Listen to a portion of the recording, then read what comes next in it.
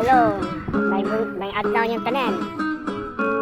Akong gisuroy ang kapit kung asa ang mga pakulo ni Amigo Dabis.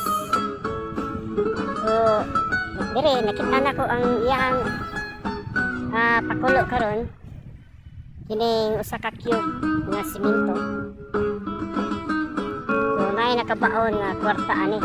Naman ang box na ito ay nagkakahalaga ng 10,000 pesos at ilalagay namin dito sa semento at bubuhusan ng maraming semento. Dahil kung sino man ang makabasag dito o makakuha ay sa kanya ng 10,000 pesos. Kaya comment down.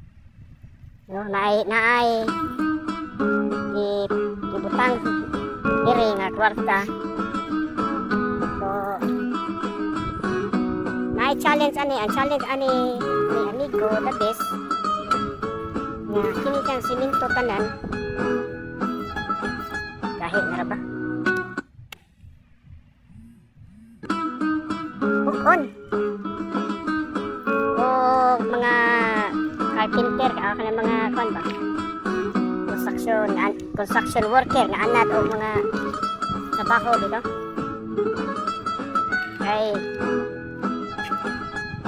dili ka anad og trabaho sa construction, dili nimo ni mapulpog. So karon murag 3 days pa ni siya, 2 days pa ni. So ugma naman siguro ang bakbak ani. Dili pa kayo ni siya kuan, dili pa kayo ni siya ingon nga ang pagkasiminto ani niya kay loaded, solid man yun sa simento. Gikan dire sa ubos padong sa taas. Solid na nga pagkasiminto. Humok pa ni dukdukon kay 3 days sagod, no? Posible ang siminto ang kasagaran gyud 40 kana yung liko na gyud siya. 47 days man siguro. 47 days. Wala eksakto nga adlaw nga kaingon ta nga solid na gyud ang kuan simento. So kini kay 3 days naman buko naman eh. So kaya ra ni oy. Kaya ra ni dak ako may buwa kani. Kaya ra ni buko og maso. Okay, kumog pa man eh. Yes pa god. So tanaw na to ang challenger ani ini ka ugma man siguro, Domingo.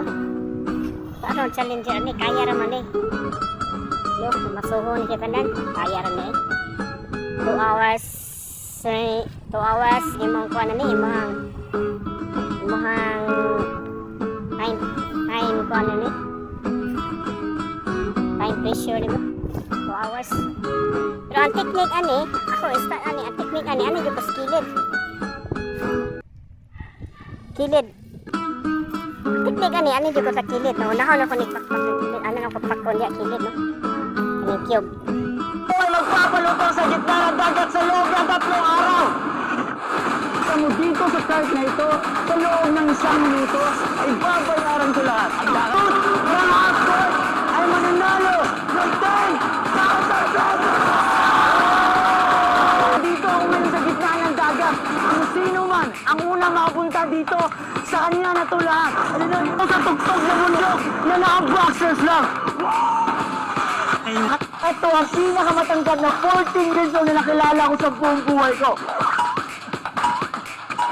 Kaya mga kaya ko, dito sa pinaka